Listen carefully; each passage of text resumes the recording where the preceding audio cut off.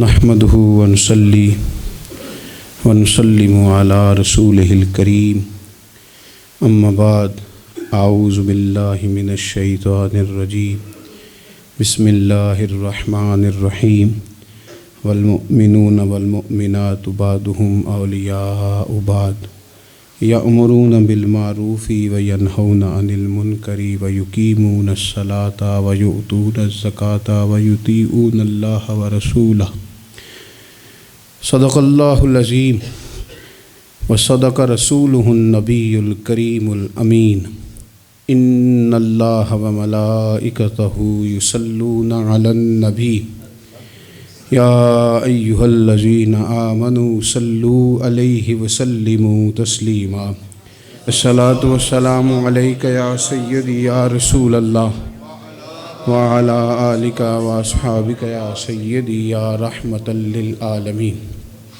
حمد و صلاۃ کے بعد دوستو، بزرگوں اور بھائیوں، انسان معاشرے میں جب جنم لیتا ہے، پیدا ہوتا ہے، اور پھر وہ اپنی عمر کے منازل طے کرتا ہے۔ بہت سارے لوگوں سے اس کا سابقہ پڑتا ہے، بہت سارے لوگوں سے اس کا واسطہ پڑتا ہے۔ بچپن سے لے کر تا وقت انتقال وہ جتنے لوگوں سے ملتا ہے، جتنے لوگوں کے ساتھ وقت گزارتا ہے، ان تمام کی شخصیات اس پر کچھ نہ کچھ اثر چھوڑتی۔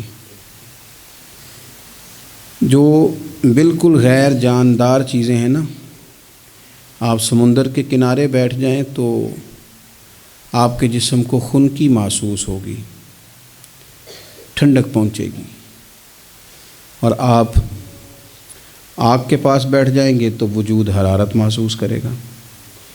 انسان کا وجود ظاہری طور پر بھی اور باطنی طور پر بھی باہر کا خارجی اثر قبول کرتا ہے۔ اب بہت سارے لوگ ہیں جو یہ کہتے ہیں کہ میں بڑا پکا ہوں، مجھ پر کسی بات کا اثر نہیں ہوتا۔ یہ بات بہت زیادہ درست نہیں ہے۔ انسان بہرحال اثر قبول کرتا ہے۔ ہاں، جو لوگ علم میں، عمل میں اور نظریات میں بہت زیادہ پختہ ہو جاتے ہیں اور بہت زیادہ وہ معلومات رکھتے ہیں، وہ کئی دفعہ سامنے والا جب بات کرتا ہے تو اس کی بات کا جواب یا رد ان کے پاس موجود ہوتا ہے، تو پھر وہ اس اثر سے بچتے ہیں، لیکن کلیتاً نہیں۔ بہرحال کچھ نہ کچھ اثرات عام لوگوں پر، میں کہہ چکا ہوں کہ جو اسپیشلسٹ لوگ ہیں کسی بھی معاملے میں وہ تو بچ جاتے ہیں، لیکن عام لوگ بہرحال اثر قبول کر لیتے ہیں۔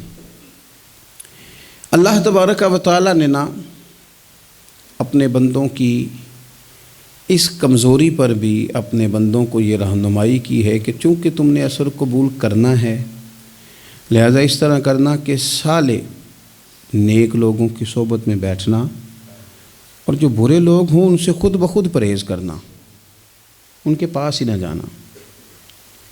ضروری نہیں ہے کہ بچے کو آگ جلا ہی دے، لیکن بچہ چونکہ اس کا اثر لے لے گا، وہ اسے پتہ نہیں کہ وہ آگ ہے، لہذا اس کی ماں اسے نصیحت کرتی ہے کہ بیٹا تو آگ کے پاس جا ہی نہ، ایسا نہ ہو کہ تو چلا جائے اور تیرے لیے بہت زیادہ نقصان کا باعث یہ چنگاریاں بن جائیں۔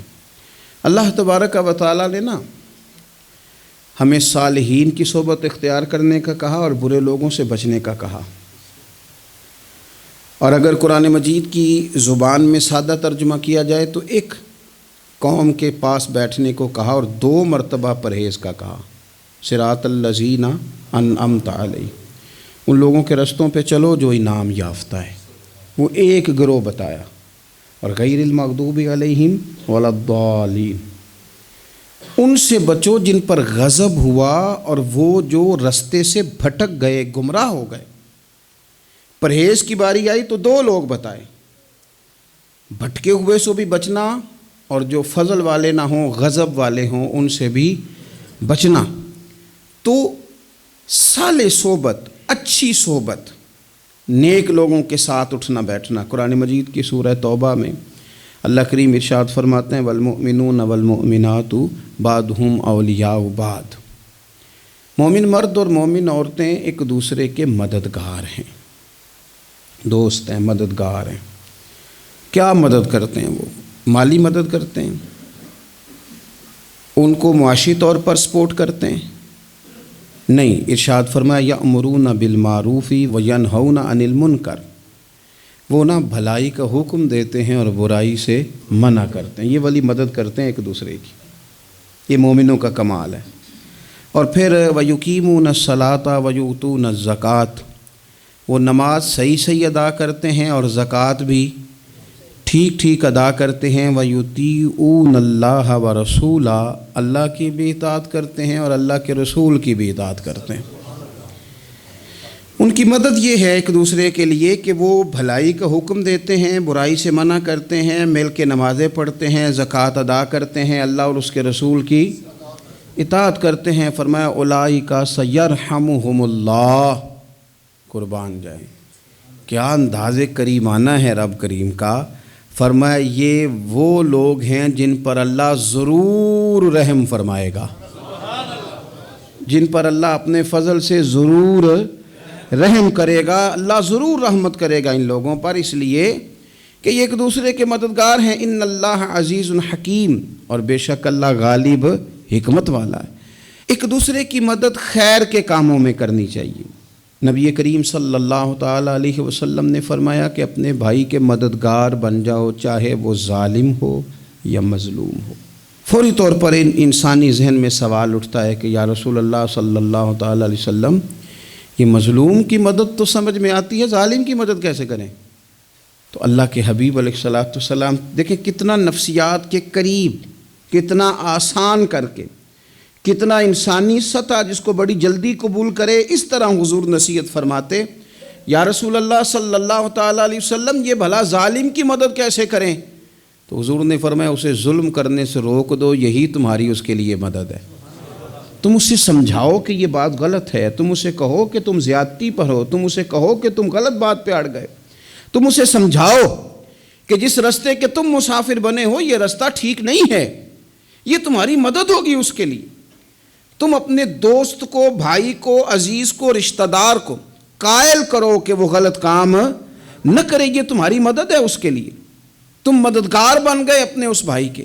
اچھے لوگوں کی صحبت، اچھے لوگوں کے پاس اٹھنا بیٹھنا، آج کل اس کا ترجمہ اور بھی کیا جا سکتا ہے کہ اچھے لوگوں کو سننا، اچھے لوگوں کی بات پر توجہ دینا۔ ہمارا نا ایک مزاج ہے ذائقہ بدلنے کا، یعنی یہ طبیعت بڑی انوکھی ہے لوگوں کی، کہتے ہیں یہ تو بات روز سنتے ہیں، کوئی انوکھی بات نہ سنیں، اس چہرے کو تو روز دیکھتے ہیں، کوئی انوکھا چہرہ نہ دیکھیں۔ لیکن درویش کیا کہتے ہیں؟ کہتے ہیں پاہویں سونے ملن ہزارہ، آسان نہیں یار بٹونا۔ او بھائی یہ مطلب سنو تو صحیح جی، فلانا کیا کہہ رہا ہے۔ او بھائی خدا کے بندے، پہلے تو اپنوں کی تو سن لے، وہ تو سمجھ لے، اس پر تو تھوڑا سا تو غور کر لے۔ ہم اس طرح الجھ جاتے ہیں اور قصداً الجھاؤ پیدا کرتے ہیں، ادھر بھی تھوڑا گئے، ادھر بھی تھوڑا گئے، اتنی بھی تھوڑی سنی۔ ٹھیک ہے، یہاں تو آپ پھر اتنا وقت رکھتے ہوں کہ سب کی بات سنیں، اور اتنی صلاحیت رکھتے ہوں کہ اس کو پرکھ بھی سکیں، اور آپ اپنی ذہنی سطح پہ لا کے پھر صحیح کو صحیح کہنے کی طاقت رکھتے ہوں، غلط کو غلط کہنے کی اور جاننے کی صلاحیت رکھتے ہوں، تو آپ یہ کام کریں۔ لیکن اگر ایسا نہیں ہے تو پھر تو آپ اثر قبول کریں گے، پھر تو معاملات اور طرح کے ہو جائیں گے۔ اس لیے کوشش کریں کہ صالحین کی سنگت، نبی پاک صلی اللہ تعالیٰ علیہ وسلم نے فرمایا، میرا خیال ہے اس عنوان پر اس سے زیادہ قیمتی بات نہیں ہو سکتی۔ اللہ کے حبیب علیہ الصلوۃ والسلام نے فرمایا کہ انسان اپنے دوستوں کے دین پہ ہوتا ہے۔ اوئے ہوئے، اتنی بڑی بات فرمایا، انسان اپنے دوستوں کے مذہب پر ہوتا ہے۔ اس لیے سوچ کے بنایا کرو کہ یار کسے بنا رہے ہو، غور کر لو اس کو، دوستی کو، یارانے کو، اٹھنے بیٹھنے کو معمولی سا کام نہ سمجھنا، آنے جانے کو، سفر کرنے کو معمولی سا کام نہ جاننا۔ بندہ اپنے دوستوں کے مذہب پہ ہوتا ہے، اس کے منہ میں زبان اپنی ہوتی ہے۔ اکثر لوگ ایسے ہوتے ہیں ان کے منہوں میں زبان اپنی ہوتی ہے، لفظ اپنے نہیں ہوتے، جملے کسی اور کے بول رہے ہوتے ہیں۔ اس کا مطلب یہ ہوتا ہے کہ وہ سارا اثر قبول کر چکے ہیں کہ جو انہیں یا تو راہ حق پہ لے گیا ہے، اور اگر جس کا وہ اثر لے رہے تھے بندہ غلط تھا تو وہ انہیں غلط ترک پہ لے گیا ہے۔ ایک بات خواجہ حسن بصری کی، اللہ اکبر، صحیح لوگ چل رہے ہوتے ہیں، کسی درویش کے عقیدت مند ہوتے ہیں، تربیت پا رہے ہوتے ہیں، رستہ صحیح چل رہا ہوتا ہے، لیکن وہ مطلب فٹافٹ ایک کوئی شخص بیچ میں گھستا ہے اور آ کے کہتا ہو نہیں میں تجھے بتاتا ہوں معاملہ تو کچھ اور ہے۔ وہ بالکل سڑک پہ صحیح چل رہے تھے، اب انہوں نے غلطی کیا کی، انہوں نے ہر چمکنے والی چیز کو سونا سمجھ لیا، انہوں نے ہر اجلی چیز کو طیب جان لیا۔ حضرت خواجہ حسن بصری فرماتے ہیں بروں کی صحبت میں نہ بیٹھنا، بروں کی صحبت تجھے اچھوں سے بدگمان کر دے گی، وہ تیرے ذہن میں اچھوں کے بارے میں۔ حضرت پیر چنن شاہ صاحب رحمۃ اللہ تعالیٰ علیہ آل و مہار شریف والے، حضرت پیر چنن شاہ صاحب رحمۃ اللہ علیہ کے پاس نا ایک نوجوان آیا تو پیار ہو گیا، وہ بیٹھنے لگا، طریقت سیکھنے لگا۔ وہ لوگ بھی بڑے خالص تھے، انہیں مریدوں کی صورت میں طاقت نہیں چاہیے ہوتی تھی، بلکہ انہیں مریدوں کی صورت میں وہ لوگ چاہیے ہوتے تھے جو ان کا پیغام آگے پہنچائیں، جو ان سے وہ سیکھیں، جو وہ سکھا کے انہیں دیندار بنانا چاہتے ہیں۔ تو بچہ بیٹھ گیا، حضرت بھی بڑا ہی پیار کرنے لگے، اسے دین سمجھانے لگے۔ تو اس کے والد صاحب پیچھے سے آئے اور آگے کہنے لگے پتر چل گھر چلیے۔ کہنے لگے جی ابا جی اور میں تے نہیں جانا، میں تے اتھی رہنا ہے۔ کہنے لگا پتر چل میں بڑے پیر ویکھے نے۔ تو بیٹا بیٹھتا تھا نا صحبت میں تو کچھ میٹھی باتیں اور خوبصورت جملے اسے بھی سمجھ میں آ گئے تھے۔ کہنے لگا ابا جی تساں تے بڑے ویکھے نے، تانوں نہیں نہ کسے ویکھیا، یہ تیری نظر کا کمال ہے کہ میری زندگی کا سوال ہے، تجھے نہیں نہ کسی نے دیکھا، مجھے تو دیکھ لیا، میری مجبوری ہے کہ میں کسی کی نظر میں آ گیا، اور نظر کی جولانیاں نہ پوچھو، نظر تو وہ ظالم نظر ہے، اٹھے تو بجلی پناہ مانگے اور گرے تو خانہ خراب کر دے۔ اس لیے میں تو نظر میں آ گیا ہوں، مجھے بتائیں میں کدھر جاؤں، میرا معاملہ اور طرح کا ہو گیا۔ تو عزیز دوست آپ یہ دیکھیں کہ آپ کسی صالح بندے کی صحبت میں جا رہے ہیں اور یکدم ایک شخص آیا ہے، اس نے آ کے سارا معاملہ روک دیا۔ بروں کی صحبت اچھوں سے بدگمانی پیدا کرتی ہے۔ آپ کے دوستوں کا ٹھیک ہونا بڑا ضروری ہے، حلقہ احباب کا درست ہونا بڑا ضروری۔ آپ نے تھوڑا سا بھی جس کے ساتھ سفر کرنا ہے نا، اس بندے کا بھی ٹھیک ہونا بڑا ضروری ہے، ورنہ انسانی ذہن میں بعض لوگ ایسے سوالات چھوڑ دیتے ہیں کہ وہ سوالات نہیں ہوتے، وہ وسوسے ہوتے ہیں۔ وہ تو ایک جملہ کہہ کے گزر گیا، اور انسان ہے کہ وہ لڑتا رہا، جد و جہد کرتا رہا۔ مجھے بڑی اچھی طرح بات یاد ہے، میں اپنے احباب میں سے سمجھ لیں یا بہن بھائیوں میں سے نہ کسی کے ساتھ کو تھوڑا بہت خیر کا کام کرتا تھا اپنی توفیق کے مطابق۔ تو ایک دن میں دوبارہ سے اسی سلسلے میں اپنی خدمت کے لیے حاضر ہوا تھا، تو میں واپس لوٹا تو ایک صاحب مجھ سے کہنے لگے کنا کچھ تو سائیں پار چاہنا ہے، دیکھ رہے ہیں سالوں گزر گئے۔ میں آپ کو اپنی بات بتاتا ہوں، تو واقعی میرا ذہن الجھنے لگ گیا۔ واپس آنے تک میں نے کہا یار یہ کب تک، یعنی کہ تو ہر روز کوئی نہ کوئی بات سنا دیتے ہیں کہ فلانی بھی مجبوری ہے، فلانی بھی، کب تک یہ کرنا ہے؟ میرا ذہن خاصا الجھ گیا اور میں بڑی عجیب سی کیفیت میں چلا گیا۔ میں اسی پریشانی کے عالم میں تھا کہ میں نے طبقات امام شورانی کھولا، ویسے ہی بائی دوے تو سامنے ایک بزرگ کا قول آ گیا، وہ کہنے لگے یاد رکھنا بندے بندوں کے محتاج نہیں، بندے رب کے محتاج ہیں، اور اگر کوئی بندہ کسی کا بھلا کرتا ہے نا تو بس اللہ نے اس کی ڈیوٹی لگائی ہے، باقی دے اللہ ہی راہ ہے، بندے بندوں کے محتاج۔ اگر کوئی بندہ کسی کو کچھ دیتا بھی ہے تو وہ اللہ کی دی ہوئی ڈیوٹی سر انجام دیتا ہے، بندے او ہو میرا تو رو رو کے برا حال ہو گیا۔ اور میں نے کہا تو کیا سوچنے لگ گیا تھا، تو کچھ ہے، میں مسکین پرانا خادم کسے در ملی نہ ٹوئی، تے واصف یار نے نظر جو کیتی تے واصف ہی ہوئی۔ وہ پتہ سارا ہے نا سردار نو کیتیاں دا، اے دا پردہ چپایا ہی چلو بھلا ہو سی۔ الجھے نہیں، لوگ الجھا دیں گے آپ کو، چھوٹی سی بات کریں گے آپ الجھ نہیں، آپ کہیں گے اوہ میری وجہ سے چل رہا، تیری وجہ سے کچھ بھی نہیں چل رہا، کچھ بھی نہیں تیری وجہ سے چل رہا۔ بڑے بڑے تھے جو قبروں میں لیٹ گئے، ہوئے نامور بے نشاں کیسے کیسے، اور زمیں کھا گئی نوجوان کیسے کیسے۔ کہاں میرے بھائی کسی کی وجہ سے نہیں، یہ نظام میرے رب کا ہے اور میرے مالک کی قدرت سے چل رہا ہے، یہ نبی کریم علیہ السلام کی نگاہ کرم سے چل رہا ہے۔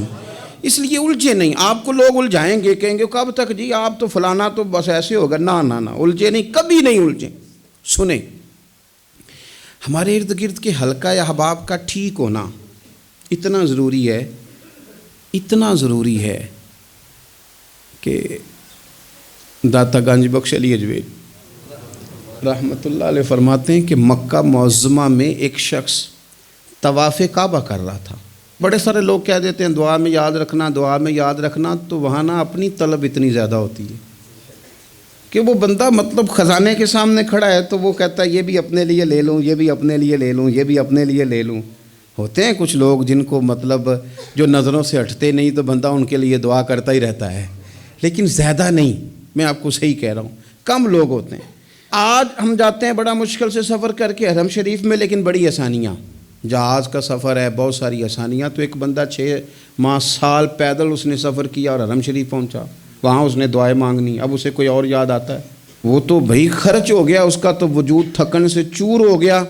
لیکن داتا صاحب رحمۃ اللہ علیہ فرماتے ہیں اس شخص کا حال یہ تھا کہ وہ حج کرنے گیا، جتنی بار بھی دیکھا نا کعبے کا طواف کر رہا ہے، غلاف پکڑا ہے، اور کیا پتہ کیا آ رہا ہے، یا اللہ میرے دوستوں کو ٹھیک کر دے، یا اللہ میرے دوستوں کی اصلاح کر دے، یا اللہ میرے دوستوں پہ فضل فرما دے، یا اللہ جو میرے ارد گرد رہنے والے ہیں انہیں اپنا قرب دے دے، ان کا رستہ آسان کر دے۔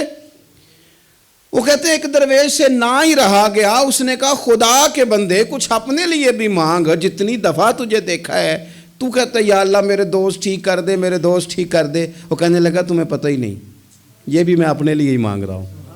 اس نے کہا اپنے لیے کس طرح مانگ رہا ہے؟ کہنے لگا وہ ٹھیک رہیں گے نا تو پھر میں بھی ٹھیک ہی رہوں گا، جب چاروں جانب سے مشورہ ہی خیر کا ملے گا تو میں کیسے بگڑوں گا؟ جب وہ سارے مجھے اچھی رائے دیں گے اور اچھی طرف ہی قائل کریں گے تو کیسے کام خراب ہوگا؟ تو میں بالواسطہ اپنے لیے ہی اللہ سے سوال کر رہا ہوں کہ یا اللہ انہیں سوار دے تاکہ میرا بھی فائدہ ہو جائے۔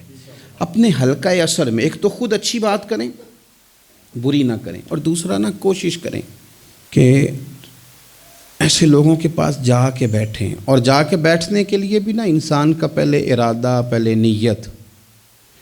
ہم جب کسی جگہ جاتے بھی ہیں تو ہماری نظریں اتنی طائرانہ پہلے پڑتی ہیں، اتنی تنقید کرتے ہیں، پہلے ہم نے اپنے ذہن میں جو خاکہ بنایا ہوتا ہے نا کسی کا، پہلے اس میں اسے تولتے ہیں، پہلے ہم پوری طرح نچوڑ کے دیکھتے ہیں کہ کون سی چیز صحیح ہے اور کون سی غلط ہے۔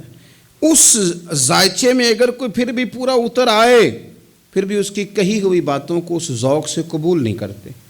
جب آپ کا سیکھنے کا مزاج ہے تو پھر تو ہمیں کہا گیا کہ یہ علم، یہ معرفت، یہ تو مومن کی گم شدہ میراث ہے، مومن کی ہے، اس سے گم ہو گئی ہے، جہاں سے ملے وہاں سے حاصل کرو، خیر کی بات آپ ذہن بنائیں، اچھا گمان کریں کہ یار میں نے سیکھنا ہے، تو آپ طالب علم سے بھی سیکھ لیں گے، چھوٹے بچے سے بھی سیکھ لیں گے۔ اگر آپ کا ذہن ہے اور اگر یہ نہیں ہے تو پھر میرے بھائی اینک اتنی تگڑی ہے، اتنی سخت ہے کہ اس کے شیشوں پر کوئی پورا اتر سکتا ہی نہیں، تو پھر کس طرح سیکھیں گے؟ آپ حضرت ابن الجوزی رحمۃ اللہ علیہ فرماتے ہیں کہ ایک درویش تھے، حضرت ابو ہاشم ان کا نام تھا، کہتے ہیں بڑی مجبوری تھی، مجھے کہیں جانا تھا تو کشتی نہیں مل رہی تھی، اچانک ایک کشتی گزرنے لگی تو میں بھی سوار ہونے لگا، تو ملاح نے مجھ سے کہا کہ یہ ایک صاحب بیٹھے ہیں، بڑے امیر ہیں، ساتھ ان کی کنیز ہے، انہوں نے مجھ سے بک کر لی ہے ساری کی ساری، کی عقیدہ سی سالم کرا لیا ٹانگا، وہ ساری کی ساری بک کر لی ہے، تو میں تو کسی کو نہیں بٹھا سکتا۔ تو وہ جو صاحب بیٹھے تھے بڑے سیٹھ آدمی تھے، کہنے لگے میاں آپ کسی اور کشتی میں بیٹھو، جو ان کی کنیز تھی نا وہ کہنے لگی چہرے سے کوئی نیک آدمی لگتا ہے، چلو اتنی سواریوں کی جگہ ہے، کسی کونے خدرے میں بیٹھ جائے گا، ہمارا کیا جائے گا؟ کہا اچھا چلو آ جاؤ۔ کہتے میں کونے میں بیٹھ گیا، تھوڑا رستہ آگے گیا، انہوں نے کھانے کا سامان نکالا، مجھے بھی کھلایا، لیکن کھاتے کھاتے میری نظر پڑی تو اس میں تو شراب کے برتن بھی تھے معاذ اللہ۔ پھر اس شخص نے کھانا کھانے کے بعد اس کنیز سے کہا کہ مجھے معاذ اللہ گانا سناؤ، وہ گانے گانے لگی، یہ میری طرف متوجہ ہونے لگا، مجھے کہنے لگا سنو، میں نے کہا میں یہ نہیں سنتا، پھر میری طرف شراب بڑھائی، میں نے کہا میں نہیں پیتا، تو کہنے لگا تو کیا سنتا ہے، تو کیا سنتا ہے؟ تو کہنے لگے میں سناؤں کیا سنتا ہوں؟ کہا سنائیے، فرماتے میں نے قرآن پاک پڑھنا شروع کر دیا۔ کچھ لوگ، میں آپ کو یقین سے کہتا ہوں، کچھ لوگ ایسے ہیں جن کی زندگی دور گزر گئی ہے مسجد سے، انہیں کو بندہ چاہیے جو تھوڑا سا جا کے پیغام حق سنائے۔ یعنی ان کو پتہ ہی نہیں ہے کہ دین میٹھا کتنا ہے، حسین کتنا ہے، قرآن میں چاشنی کتنی، سرکار کی تعریف کا، نعت خوانی کا رنگ کتنا شاندار ہے۔ میرا یہ ماننا ہے کہ جسے رب رسول کے رنگوں کی خوشبو کا پتہ چل گیا نا، پھر دنیا کا کوئی اور رنگ اسے اپنی طرف مائل کر ہی نہیں سکتا، سوال ہی پیدا نہیں ہوتا۔ کچھ لوگوں نے سونگا نہیں ہے، آئے نہیں ہیں، قریب نہیں آئے۔ تو شیخ ابو ہاشم کہتے ہیں، مجھے کہنے لگا سناؤ نا، امیر آدمی تھا، کبھی اس طرف گیا ہی نہیں تھا، ڈھیروں لوگ ہیں جو نہیں مسجد جاتے۔ الہاکم التکاثر حتی زرتم المقابر، اللہ فرماتے ہیں کہ تمہیں دولت کی ہرس نے اتنا عجیب الجھا دیا کہ قبروں تک پہنچ گئے تم۔ بہت سارے لوگ ہیں قبر میں چلے جاتے ہیں، مسجد میں نہیں آتے۔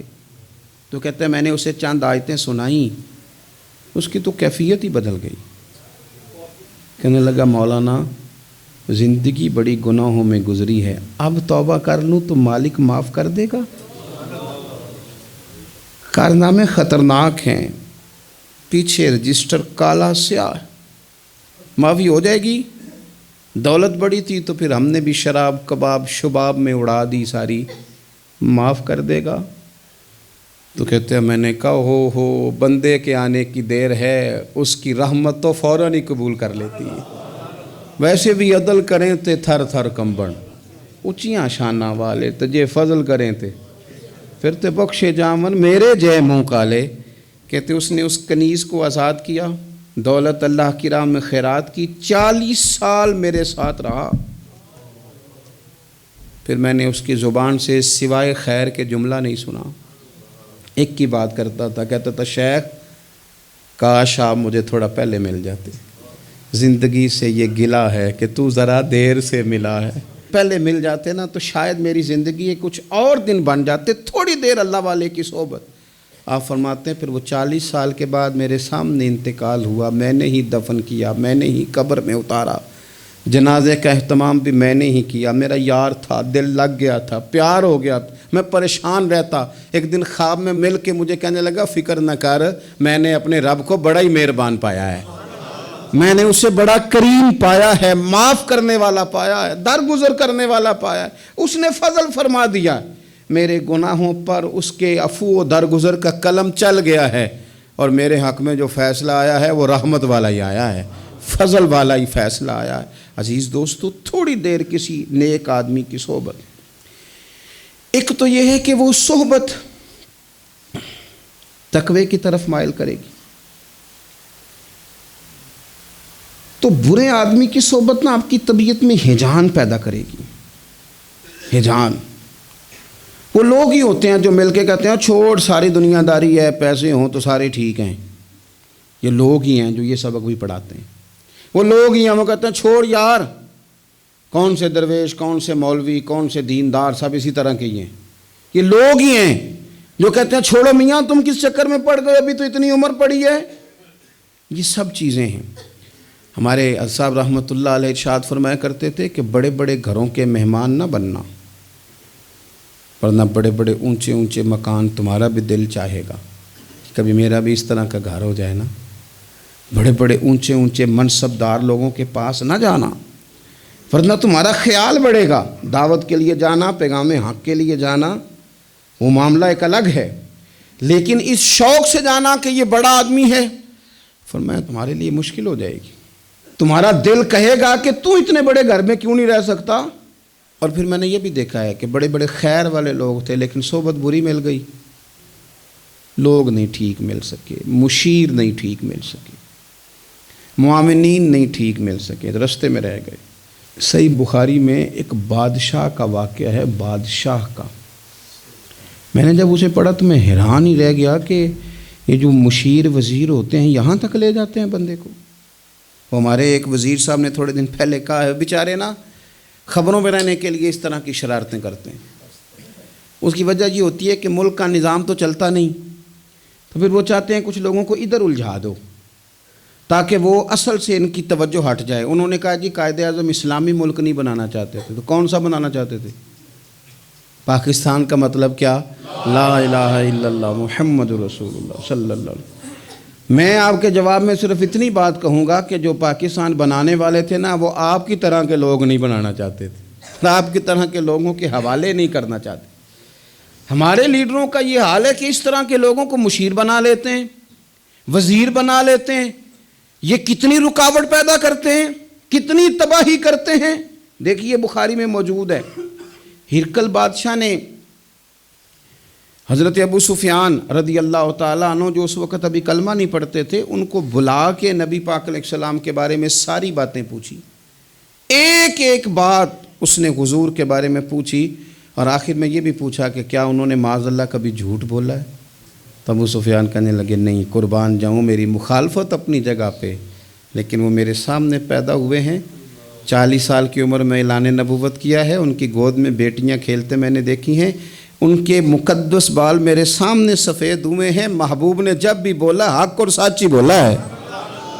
اس کی نا طبیعت میں دین اتر گیا بادشاہ کی۔ اس نے اس کے جواب میں بڑا خوبصورت جملہ کہا، کہنے لگا جس نے بندوں سے کبھی جھوٹ نہیں بولا، وہ یہ جھوٹ کیوں بولیں گے کہ میں اللہ کا رسول بن کے آیا۔ اس کی طبیعت تسلیم کر گئی کہ نبی پاک علیہ الصلوۃ والسلام سچے اور آخری نبی ہیں، اور اس نے اظہار بھی کیا، کہنے لگا مجھے یہ تو امید تھی کہ اللہ کے آخری محبوب علیہ السلام اپنی شانوں، عظمتوں، رفعتوں، بلندیوں سمیت تشریف لانے والے ہیں، پر یہ نہیں پتہ تھا کہ وہ اہل عرب میں سے آئیں گے۔ اس نے کہا میں جلدی سے حاضر ہو کے نا حضور کی اطاعت قبول کرتا ہوں۔ لیکن بادشاہ تھا نا، بڑا آدمی جو ہوتا ہے نا، وہ اپنے ماحول کو ذرا تھوڑا ساتھ لے کے چلنا چاہتا ہے۔ تو بادشاہ نے بھی نا اپنے جتنے اس کے وزیر مشیر تھے ان کو بلایا اور اپنے محل میں دعوت دی۔ ذرا انداز دیکھیے گا، اور خود بالا خانے کے اوپر چڑھ گیا، دروازے بند کر لیے، اور اوپر چڑھ کے نا انہیں بالا خانے سے جھانک کے کہنے لگا تمہیں بھی پتہ چل گیا، مجھے بھی پتہ چل گیا، اللہ کے آخری رسول تشریف لے آئے صلی اللہ تعالی علیہ وسلم۔ اب میرا خیال ہے کہ ہماری اور تمہاری بہتری اور بقا اسی میں ہے کہ ہم بیٹھے نہ رہیں، جلدی سے جا کے محبوب پاک کے دامن کو تھام لیں، حضور کی فرما برداری قبول کر لیں۔ اب جب بادشاہ نے یہ بات کی تو وہ جو وزیر تھے، مشیر تھے، ان کی حالت اتنی خطرناک ہو گئی کہ وہ تو دروازوں کی طرف دوڑے کہ کھولیں گے اور نوچ لیں گے بادشاہ کو، یہ کیا کہہ رہا ہے معاذ اللہ۔ اس قدر زیادہ ان لوگوں نے اظہار کیا استغفر اللہ معاذ اللہ دین سے دوری کا۔ جب بادشاہ نے یہ کیفیت دیکھی نا، اوہو، بندے دیکھ کے رب رسول سے دور رہ گیا، کہنے لگا نہیں نہیں بھائی، نہیں، میں تو صرف تمہیں آزما ہی رہا تھا کہ تم اپنے دین کے ساتھ کتنے پختہ ہو، ہم نہیں کہیں بھی جا رہے، ہم یہیں رہیں گے، یہی ہمارا دین رہے گا۔ ان وزیروں نے، مشیروں نے، دوستوں نے، قریبی لوگوں نے رسول اللہ کی غلامی میں نہیں آنے دیا۔ اتنا برا اثر کرتے ہیں یہ مشیر وزیر، اتنا خوفناک حال کر دیتے ہیں انسان کا قریب رہنے والے لوگ کہ سامنے کرم کا دریا بہہ رہا تھا، لیکن اس کی بدقسمتی دیکھو، وہ دور اس لیے رہ گیا کہ اس کے دوست ٹھیک نہیں تھے، مشورہ دینے والے ٹھیک نہیں تھے، قریب رہنے والے ٹھیک نہیں، یہ دور رہ گیا، اور نجاشی کلمہ پڑھ کے محبوب کا مسلمان ہو گیا۔ حضرت عائشہ صدیقہ فرمایا کرتی تھی نجاشی وہ خوش قسمت مسلمان ہے کہ جب وہ دنیا سے گیا تو اس کی قبر سے بھی نور نکلا کرتا تھا۔ اس نے نہیں بادشاہ دیکھی، غلامی کی رسول کریم، اور اس نے اپنے مشیروں پر لوگ تو یہاں تک بری صحبت اثر کرے گی کہ وہ دین سے دور لے جائے گی۔ اور ایک تو ہے دین کے قریب آنا، یہ جو بات آخر میں کرنے لگا ہوں نا، یہ زیادہ توجہ طلب ہے۔ جو لوگ کہتے ہیں نا میرا دل نہیں بدلتا، جو لوگ کہتے ہیں میری کیفیت نہیں بدلتی، ذوق نہیں آتا، تو یہ حدیث بتاتی ہے کہ ذوق بھی کوئی خاص صحبت میسر آئے تو پھر ہی قائم رہتا ہے۔ وہ جو محبوب علیہ السلام نے فرمایا نا کہ اللہ کا بندہ وہ ہے جسے دیکھو تو رب یاد آ جائے۔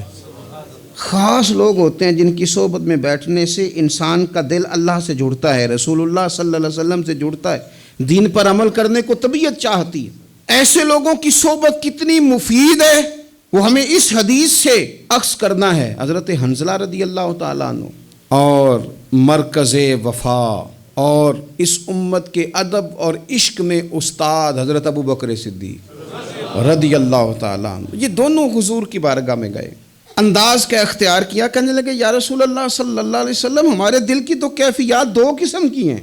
حضور جب ہم آپ کے پاس ہوتے ہیں نا، جنت اور دوزخ کا ذکر سنتے ہیں، ہمیں یوں لگتا ہے جنت اور دوزخ ہماری آنکھوں کے سامنے، دل کے اندر فوراً جذبات ابھر آتے ہیں کہ اب ہر خیر کا کام کرنا ہے، اب جنت ہی کی طرف مائل ہونا ہے۔ ہماری قلبی کیفیات، ہماری باطنی کیفیت بدل جاتی، نور علی نور ہو جاتا ہے سارا کچھ۔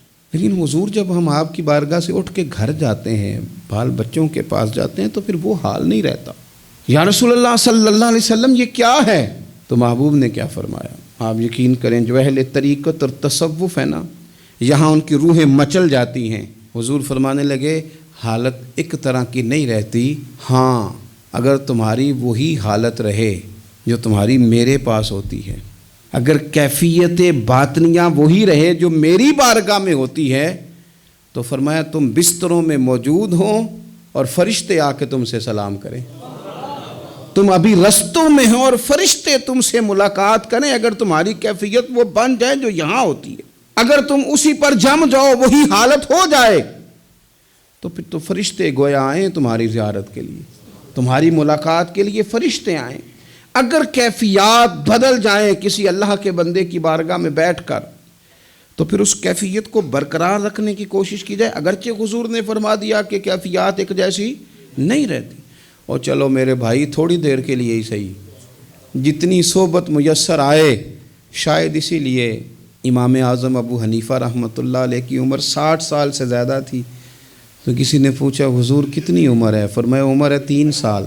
حضرت آپ تو علم، عمل، روحانیت، معرفت کے شاہ سوار ہیں، تو ساری داڑھی سفید اور آپ کہہ رہے ہیں 3 سال۔ فرمانے لگے عمر وہی 3 سال ہے جو امام جعفر صادق کی خدمت میں گزر گئی۔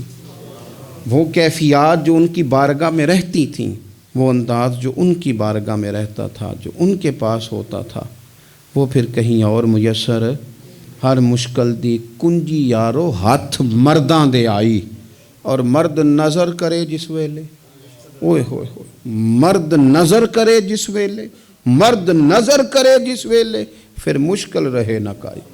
وہ جو کیفیات ہے نا اس وقت کی، جب کوئی رب کا بندہ ملے اور انسان اس کی صحبت میں بیٹھ کے اپنے رب کو یاد کرے، رسول کریم کی محبت میں مچلے، تو پھر وہ لمحے اتنے قیمتی ہیں کہ وہ زندگی سنوارنے کے لیے کافی ہو سکتے ہیں۔ اللہ کریم اچھی صحبت نصیب فرمائے۔ آخر دعوایا ان الحمدللہ رب العالمین۔